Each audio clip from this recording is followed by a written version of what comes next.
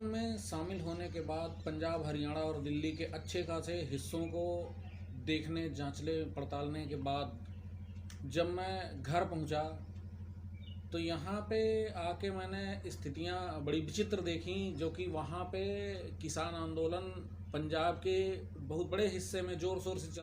वो प्रचार बहुत विचित्र प्रकार का था। उस प्रचार में माननीय प्रधानमंत्री महोदय हर जगह कहते हुए दिख रहे हैं कि किसानों की 2 गुना आय की मोदी की गारंटी है, और उनको उच्च गुणवत्ता के बीजों की मोदी की गारंटी है, उनको उनके समस्याओं के समाधान, गरीबों को राशन देने का मोदी का गारंटी है। हर चीज़ की मोदी जी गारंटी दे रहे हैं। उससे मुझे थोड़ा हंसी भी आई और मैं थोड़ा विचलित भी उससे हुआ, क्योंकि एक गारंटी कानून मांगने के लिए किसान पिछले 4 सालों से धरना कर रहे हैं। 13 महीनों का धरना उन्होंने पिछली बार चलाया और अब की बार का धरना चला रहे हैं। पिछली बार गोलियां चली, किसान मारे गए हजारों की संख्या में। अब की बार गोलियां चली, किसान मारे गए इक्का दुक्का। और किसान आंदोलन को बहुत बुरी तरीके से दबाया गया। जैसा मैंने आपको पहले वीडियो में बताया था कि किसान आंदोलन अभी दिल्ली की सीमा से 200 किलोमीटर दूर है, और सरकार के हाथ पैर और उनका सांस इतना फूला हुआ है कि दिल्ली को पूरा इन्होंने देश की सीमा का बॉर्डर बना दिया है। और उसके बावजूद ये इनको शर्म नहीं आ रही है, ये इस बात को कहते हुए नहीं बिल्कुल कतरा रहे हैं कि देश के किसानों को 2 गुना आय देने का जो गारंटी है वो मोदी ने दिया है। तो मैं आपसे ये कहना चाहता हूँ कि 2 गुनी आय करने की ज़रूरत मोदी जी को क्या पड़ रही है। मोदी जी को तो सीधा सीधा किसानों को एमएसपी का गारंटी कानून दे देना चाहिए, जिससे सारे समस्याएं हल हो जाएं अपने आप। उनको बार बार ये कहने की ज़रूरत ना पड़े कि हमको हमारी उपज का मूल्य कम मिल रहा है, क्योंकि सरकार का जो खुद का विभाग है कृषि मूल्य एवं लागत आयोग, जिसको सीएसीपी बोलते हैं, जो अनुशंसा करता है कि कृषक को कितना लागत लगा है एक फसल के उत्पादन में, उसके ऊपर कितना सरकार और दे सकती है, जिससे किसानों का जो जीवन यापन है, जो नुकसान ना होने पाए उनका, तो उसमें किसानों को जो अतिरिक्त उनका लाभ देना होता है वो सरकार के ऊपर होता है। बाकी लागत का अनुशंसा जो करता है वो कृषि लागत एवं मूल्य आयोग करता है। तो कृषि लागत एवं मूल्य आयोग के हिसाब से ही बिना उसमें कोई वृद्धि किए, बिना किसी लाभ को दिए सरकार एमएसपी की घोषणा कर देती है। अभी तक होता यही आया है, और किसान इसकी मांग कर रहे हैं कि जो स्वामीनाथन कमेटी की रिपोर्ट है उसके रिपोर्ट को लागू किया जाए और उसके साथ साथ एमएसपी का गारंटी कानून दिया जाए।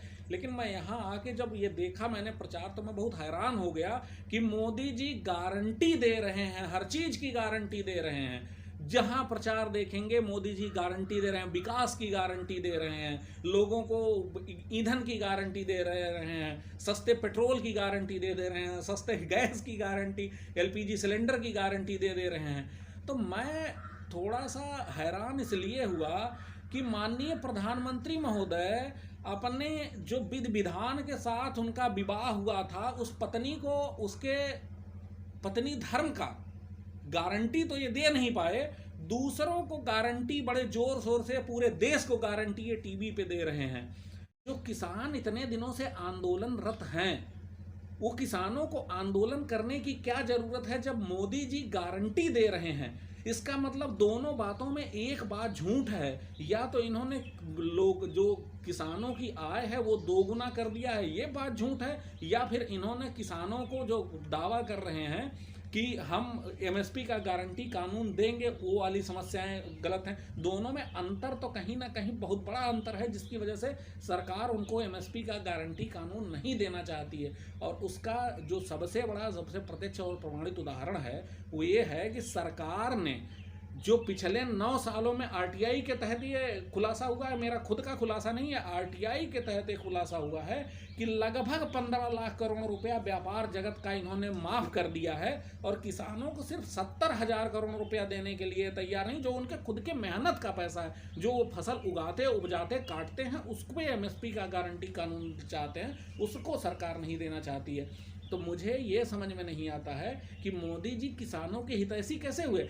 इस देश में जो आर्थिक सर्वे है, आर्थिक सर्वे 2023 में अभी भी 57% किसानों की बात करी जाती है, वो खुद कहता है, जबकि पिछले 2 महीने पहले इनके जो सड़क परिवहन एवं राजमार्ग मंत्रालय के मंत्री हैं नितिन गडकरी जी, उन्होंने कहा था देश में अभी 65% किसान हैं।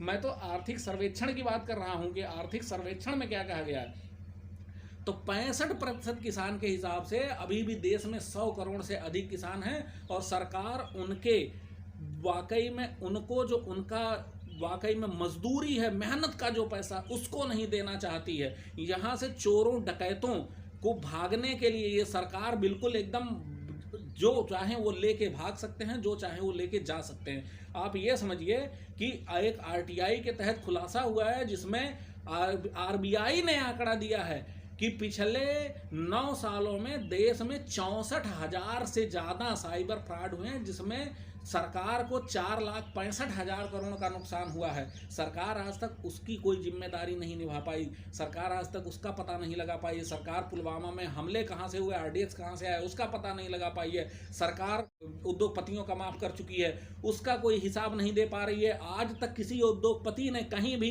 एक बार चर्चा तक नहीं हुआ कि वो अपने उद्योग जगत के कर्ज को माफ करवाना चाहता है, लेकिन मोदी जी ने उस उद्योग जगत के कर्ज को माफ कर दिया, जबकि किसान वहां जान देने के लिए तैयार बैठा हुआ है कि मैं अपनी मांगों को मनवा के ही जाऊंगा, क्योंकि आपने वादा किया था कि देश के किसानों को एमएसपी का गारंटी कानून मिला था। जब पिछली बार 13 महीने का धरना चला था उसमें आपने वादा किया था।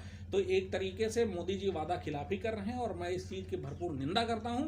और मोदी जी का जो टीवी पे रोज प्रचार चल रहा है कि वो गारंटी दे रहे हैं, गारंटी मोदी की गारंटी है, मोदी की गारंटी। सबसे पहले वो जसोदाबेन पटेल को अपनी गारंटी दें, तो उनके साथ जाके रहना शुरू करें और उसके लिए उनसे क्षमा मांगे, पूरे देश से क्षमा मांगे। उन्होंने जो विधि विधान के अनुरूप, जो विधि विधान के अनुसार कार्य किया है, जो अयोध्या में आके प्राण प्रतिष्ठा का कार्य किया है, उसमें उनकी पत्नी शामिल क्यों नहीं थी? देश को इसका जवाब चाहिए। यहाँ रामलला नहीं आए हैं, यहाँ रावण आया है और रावण राज पूरे उत्तर प्रदेश में और पूरे देश में कायम हो गया है। संवैधानिक अधिकार, उनको बोलने का, अभिव्यक्ति की स्वतंत्रता का अधिकार मिला हुआ, उस अधिकार को उन्हें देना चाहिए। और जैसा कि माननीय उच्च न्यायालय द्वारा भी कहा गया है कि किसानों का आंदोलन जो है वो गैर कानूनी नहीं है, इसलिए उन्हें कानूनी रूप से आंदोलन करने का अधिकार प्रदान किया जाना चाहिए। दुनिया के 7 देशों में इस समय, फ्रांस, स्वीडन, इन जैसे देशों में इस समय किसान आंदोलन चल रहे हैं। किसान आंदोलन वहाँ पे सफलतापूर्वक चलाए जा रहे हैं। वहाँ की सरकार द्वारा कोई दमनात्मक कार्रवाई नहीं की जा रही है, क्योंकि उनका आंदोलन शांतिपूर्ण है। ये गोडसे की औलादें जो कल तक बताते थे कि गांधी जी को गोली मारना सही था, वो जो बताते थे देश में हिंसा करना, युद्ध करना सही है, वो आज बता रहे हैं किसान हिंसक हो गए हैं। इसलिए इनकी बातों को माना नहीं जाना चाहिए और इनकी बातों को नकार देना चाहिए। इनको अपनी मांग शांतिपूर्वक करना चाहिए। वो गोडसे की औलादें आज ये बता रहे हैं कि किसान वहाँ पे बैठे हुए हैं, वो जो है अगर अच्छा खाना खा ले रहे हैं, अच्छा पानी पी ले रहे हैं और अच्छा कपड़ा पहन ले रहे हैं, तो उनको बड़ा तकलीफ है। कल को मेरे ऊपर भी आरोप लग सकता है कि आपका कपड़ा तो बड़ा सफ़ेद है, आपके कपड़े को, ये आपका कपड़ा नहीं है। इनका मानक, इनका बहुत घटिया है। ये देशद्रोहियों की औलादें हैं। ये उन देशद्रोहियों की औलादें हैं जो स्वतंत्रता संघर्ष के दौरान अंग्रेजों का साथ दिया करती थी। आज वो हमारे लिए ठप्पा लेकर घूमते हैं, हमको बताते हैं कि देशद्रोही क्या होता है और देश प्रेम क्या होता है और देश के लिए त्याग करना क्या होता है। तो इसलिए मैं प्रधानमंत्री महोदय से मांग करता हूं कि आप तत्काल गृह मंत्री के साथ